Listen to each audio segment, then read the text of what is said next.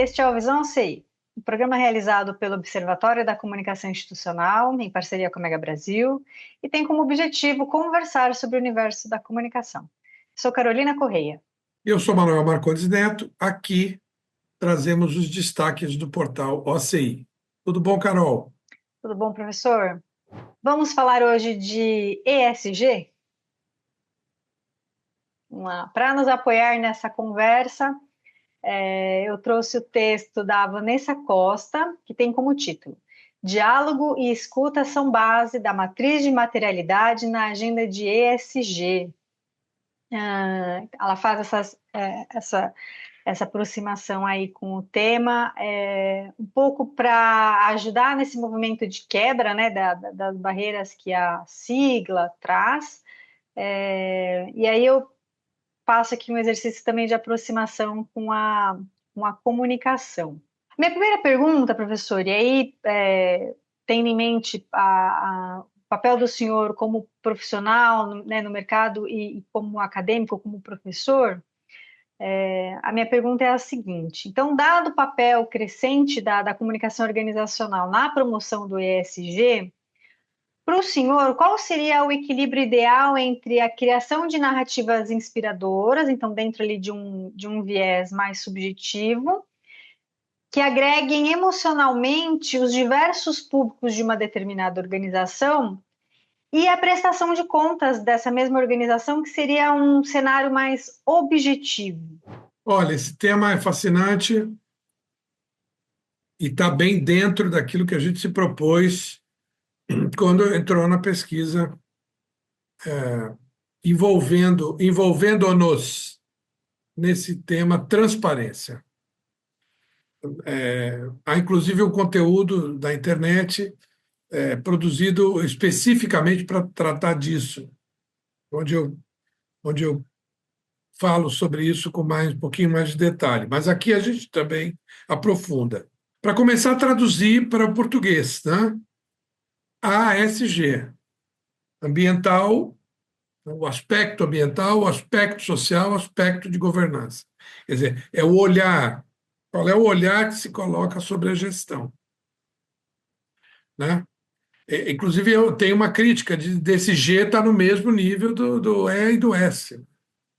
Porque a gente está olhando para uma organização, a gente está olhando para a gestão dela. E lá dentro a gente vai olhar aspectos. Mas não é.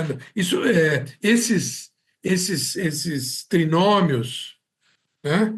Essas simplificações que viram slogans, que colam na nossa memória, servem para isso, para justamente difundir uma cultura. Já tive a oportunidade de dizer que a nossa pesquisa foi além. Ela tem outros quesitos que o material que a gente encontra básico sobre ESG não mergulha. Não importa. Importa é a preocupação com pessoas, é o social, a preocupação com o ambiente, com o meio ambiente, né? E, naturalmente, como é que eu toco o meu negócio, é a governança. Né? Então, é muito interessante o texto da Vanessa Costa, ela fez parte aí de um grupo de pesquisa lá na USP. Ela publicou alguns conteúdos na coluna dela, vale a pena acompanhar. Fala em diálogo, fala em escuta, que são palavras que você não encontra num curso de administração, num curso de ciências contábeis. Isso são palavras, essas são palavras que você encontra no curso de psicologia organizacional ou de comunicação social, né? E no nosso caso específico, relações públicas. Enfim, então é fundamental, e nós fazemos auditoria, o que o auditor faz? Ausculta. A auditoria vem de audire, e a ausculta é a mesma função. Então, quais são as três ferramentas? Repetindo, as três ferramentas de uma auditoria: análise documental, entrevista com as pessoas da organização e observação em loco. Então, Ouvir é fundamental para o RP. Aliás, muita gente adotou os 4 R's lá, que estava no começo da pesquisa, como metodologia de diagnóstico. Vou fazer um diagnóstico de um cliente novo, vou perguntar: você tem problemas de reconhecimento? Você tem problemas de relacionamento com públicos, chave da organização? Os seus problemas são de relevância, são de marketing, relacionados à sua concorrência, por exemplo? Ou você tem problemas de reputação? Então, a gente mudou o modo de oferecer RP. Em vez de dizer, eu sei fazer isso, sei fazer aquilo, eu vou fazer perguntas. E aí, eventualmente, oferecer soluções. E o quinto R, resiliência, entrou integralmente na questão da administração, olhando aspectos contábeis, financeiros, de controladoria, de RH, de logística, de outras disciplinas que comunicação normalmente não presta atenção, não presta tanta atenção. Então, é muito importante essa visão que nós teremos sobre a governança. Um advogado vai fazer um compliance testing numa empresa, ele vai olhar cumprimento a leis. Um especialista ambiental vai fazer uma análise de uma organização sobre os aspectos de efluentes, de poluição sonora, poluição do ar. Vai olhar esses aspectos da organização. Nós olhamos a organização sob o aspecto comunicacional, prevenindo crises de imagem pública. Então, esse é o foco principal de toda a análise que nós propomos no observatório, porque é do que a gente entende. Se dizia, né, que o RP fazia a divulgação e a gestão de crise, né? Então, fugindo da atividade primeira, que é a divulgação, que é publicity, a gente cai na gestão de crise de imagem pública. A gente não gere crise genérico. Crise depende da crise. Se for financeira, se for societária, a gente não tem muito o que fazer. Mas na gestão da crise de imagem pública, ou na prevenção da crise de imagem pública, a gente entra como especialista. Muito bem, professor. Pedir 5 segundos só para a gente tomar um golinho d'água e já voltamos.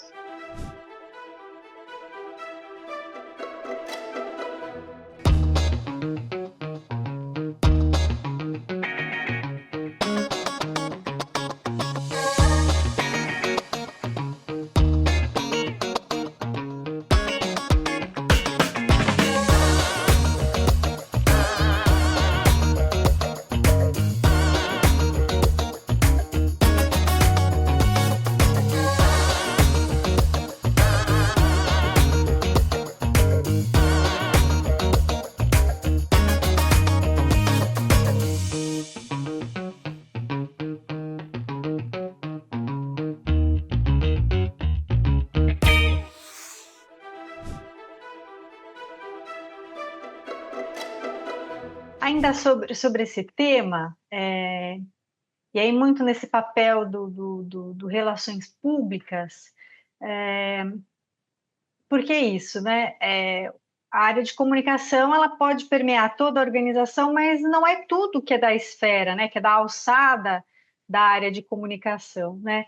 E aí, como então trabalhar com nesse ambiente, pensando nessa transparência, nessa prestação de contas, né, para os seus públicos, né, pensando na organização, de uma forma que carregue, então, essa subjetividade e que também cumpra com esse papel da transparência, dessa prestação de contas. Pensando que muitas vezes a gente trabalha com um público que é diverso, né, que é heterogêneo. Como que o senhor poderia, de alguma forma, aconselhar, né, profissionais que estão dentro dessa problemática? O principal desafio é a gente convencer os que comandam as organizações, sejam políticos na administração pública, sejam executivos, sejam empreendedores sociais no terceiro setor, enfim, a gente convencer que a comunicação não é mais só jornalismo e propaganda, não é mais divulgar na mídia e anunciar. Quer dizer, essa terceira grande vertente é de relações públicas, que aborda a comunicação organizacional. Eu não sei se nós estamos bem curricularmente. Nós temos normas que já estão completando 10 anos, as diretrizes curriculares nacionais de relações públicas completam 10 anos em setembro de 2025, e elas não tinham, na sua origem, não havia ainda essa discussão toda sobre ESG. Claro que responsabilidade social já muito presente, nós sempre fomos vanguarda nesse aspecto. Uma palavrinha que a gente precisa colocar nesse tema é accountability, que é uma palavra que não tem tradução para o português e que prestação de contas não traduz. Nós, então, propusemos no Observatório um entendimento para essa palavrinha, para accountability. Seria prestação responsável de satisfações públicas. Pusemos mais duas palavras aí, além de prestação de contas. Prestação responsável por quê? Porque accountability funciona com enforcement. É outra palavra também que não tem tradução. O enforcement vem de cima, vem de uma agência governamental que pode punir você se você não cumprir. Então tem a ver com compliance. Então, se você não cumpre a norma, tem alguém que vai enforce e que pode punir você. Então, prestação responsável, que a prestação de contas muitas vezes não é responsável. Alguém faz uma prestação de contas do condomínio, um contador ou o pessoal da administradora, e tem ali um rombo, quem é que vai responder? Não é o cara que fez a prestação de contas. É alguém que comprou um elevador errado, que fez uma piscina que vaza, sei lá. Então, prestação responsável de satisfações públicas. Quer dizer, então, nós vamos para o ambiente geral. Nos Estados Unidos é comum os prefeitos irem para um ginásio anualmente e responder a perguntas da comunidade, da população.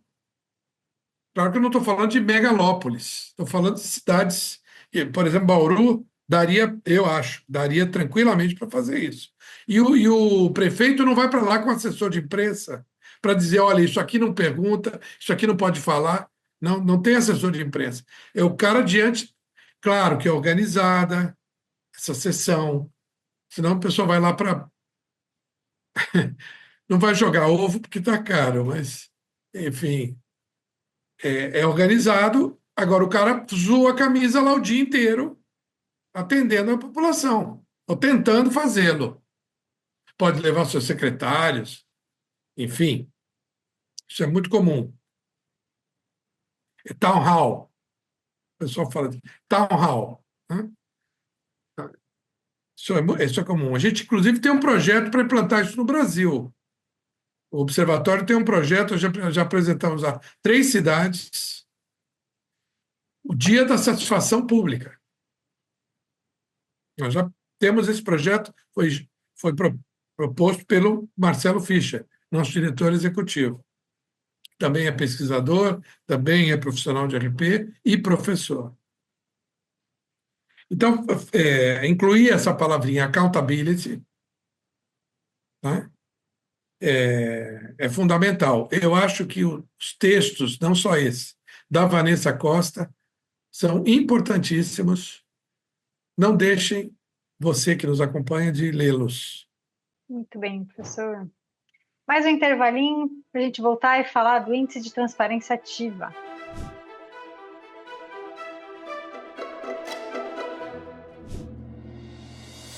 O planeta está mudando.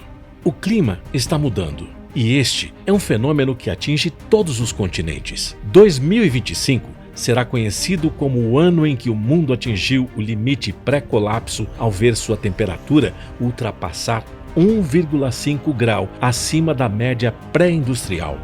Os cientistas consideram esta marca um ponto de inflexão fundamental para o planeta, além do qual as chances de calor extremo, inundações, secas, incêndios florestais e escassez de alimentos e água se tornarão ainda mais desfavoráveis para a vida como a conhecemos.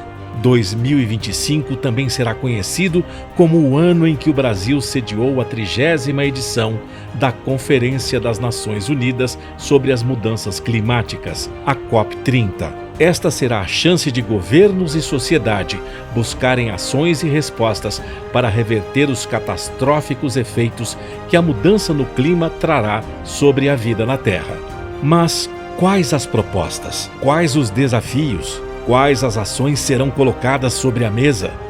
A Mega Brasil vai atrás dessas respostas e você estará ao nosso lado nessa jornada. Aguarde!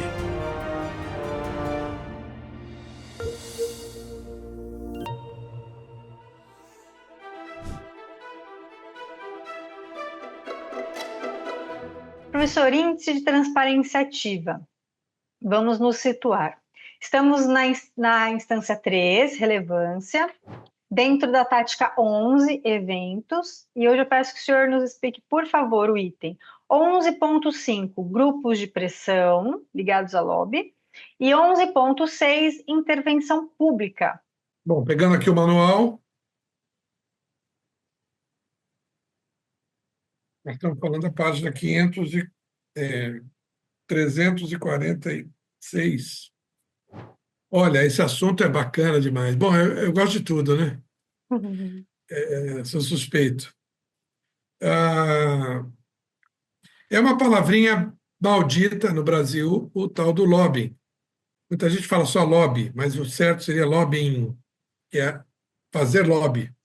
Fazer lobby onde? No lobby. Lobby é o lugar, né? Lobby é a antessala do poder legislativo, para falar da atividade que é regulamentada nos Estados Unidos. Nos Estados Unidos, você é representante da indústria leiteira, você tem um crachá representante da indústria leiteira e você entra no Congresso e vai procurar um político que nunca te viu na vida, ele sabe por que você está ali. Isso é fundamental. O senador Marco Maciel foi vice-presidente nas gestões do Fernando Henrique Cardoso, propôs isso a vida toda, a regulamentação do lobby, do lobbying. E o que temos algumas coisas que são muito, muito pouco o que devia ser, né? Uma legislação, uma regulamentação, ao ponto da pessoa ter que usar um crachá e prestar contas do que faz, não só para os clientes dele, as indústrias de leite, no caso, mas para a população. O que eu estou fazendo aqui em Brasília? Estou corrompendo alguém? Não. Então, eu vejo o seguinte, civilizatório, momento de tornar isso regulado. Então, eu diria que enquanto isso não acontecer, a gente não é 100% uma democracia representativa. Por quê? Porque as áreas, educação, alimentação, saúde, farmacêutica, diversão, jogo, todo mundo quer fazer pressão para determinada lei sair. É legítimo, mas precisa ser regulamentado. Senão cai nas más línguas. Então, eu vou te apresentar um lobista. Ela fica assustado. E você vai a Brasília, o que tem em Brasília? O poder e os escritórios de representação. O resto é shopping center. Entendeu? As empresas estão lá para fazer lobbying. São milhares de escritórios. E a formação em RP é super adequada para trabalhar em lobbying. Legal.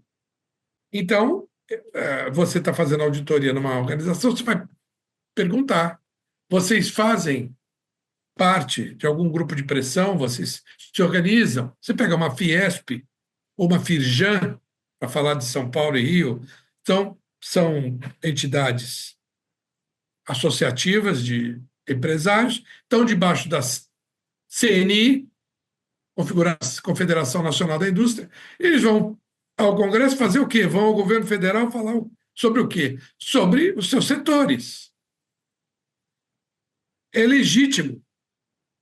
Vou pegar a Associação Paulista de Supermercados, né? A Associação Brasileira de Supermercados. Vai falar o quê com o presidente da República ou com o ministro da Indústria e Comércio ou com o presidente da Comissão de Saúde, de Alimentação, de Nutrição? Fazer lobbying. Então, você está analisando a atuação da organização, vai perguntar se ela tem esse tipo de profissional defendendo as causas que ela acha justas, e aí avaliá-la. É isso. Se não houver, de novo, não aplicável. O outro quesito seguinte, 11.6, intervenção pública, relacionados à advocacy. Está aí outro termo sem tradução. Não é advocacia. Advocacia é a atividade própria do advogado. Esse advocacy é defesa de causas. Por exemplo, o Observatório da Comunicação Institucional faz a defesa de 5 causas: transparência ativa, comunicação pública, jornalismo responsável, propaganda com ética e comunicação para a cidadania. Então, se algum dia houver uma discussão na sua cidade, no seu estado, ou no país, que trate desses assuntos, e nós formos chamados a opinar, nós vamos opinar tecnicamente sobre um assunto que conhecemos e advogamos nesse sentido, não somos advogados. No sentido da defesa, da intervenção pública. A palavra aí não tem também caráter policial, né? Tem umas palavras que as pessoas associam à atividade policialesca: auditoria, intervenção. A intervenção aí é como uma intervenção cirúrgica, nesse sentido da palavra. Vou intervir nessa discussão, por exemplo, no novo marco legal. Por exemplo, o marco legal da internet foi discutido por, acho que, uma década. Quem é que ia lá falar? O pessoal da indústria de hardware, o pessoal da indústria de software, o pessoal da indústria de redes, o pessoal de TI, de programação, né? Alguém representando os usuários, as grandes empresas do setor, enfim, para que saia uma legislação o mais abrangente possível. Então, digamos que é um lobbying ao quadrado, numa dimensão superior. Aqui, nesse item, no 11.5, grupos de pressão, não tem pesquisa externa, porque já disse, estou aqui novamente dizendo, que dos 200 itens avaliados, 40 deles necessitam pesquisa externa, ou seja, um olhar de fora para a organização, que é uma auditoria que o auditor não faz só entrevistando dentro de casa, analisando documentos e observando. Ele precisa de uma visão de fora. Normalmente, nós fizemos isso, com a parceria de uma universidade, de um laboratório de opinião, um laboratório de opinião pública e de mercado. Isso pode ser feito com a parceria com o laboratório ou pode ser feito com a contratação de um parceiro da área de pesquisa de mercado. Então, para o exame de grupo precisa, mas para a intervenção pública relacionada à advocacy, sim. Porque aí alguém de fora vai dizer: esta empresa é conhecida em Brasília por defender o ramo todo. Vamos falar de uma marca aqui, Vigor ou Parmalat, enfim. É uma indústria de laticínios. Mas ela, quando vai fazer advocacy, ela não vai falar sobre si, que seria o caso do lobbying. O lobbying, muitas vezes, ela está querendo resguardar a sua praça, uma legislação daquele estado. Mas o advocacy, essa empresa vai mandar alguém para falar sobre o setor todo. Então, uma lei que saia não vai beneficiar só a ela. Seria um casuísmo. Existe, hein? Existe. E não é bem cotada essa ação, né, que procura uma legislação casuística. É claro que pode haver casos para concessão de incentivos fiscais, né, como é o caso da Zona Franca de Manaus, ou das zonas de livre comércio, ZPS. Existem, olha, pessoal, o mundo é complexo. Se a gente ficar olhando assim, mocinho e bandido, está complicado. A gente precisa mergulhar nas questões, tecnicamente, eticamente, decidir se vai participar daquilo ou não, de maneira integral. Você está ali envolvido com aquilo. Por isso que o crachá é tão importante. Tem o nome seu e a tua causa. Esse é o recado. Muito bem, professor. Obrigada, como sempre. Obrigada, Mega Brasil, também, como sempre, pela parceria e pelo cuidado com a gente, com o espaço aqui, pelo cuidado, pelo carinho. E obrigada para quem nos acompanha. Nos vemos no próximo episódio. Isso aí, pessoal. Estamos em todas as redes sociais. Um abraço.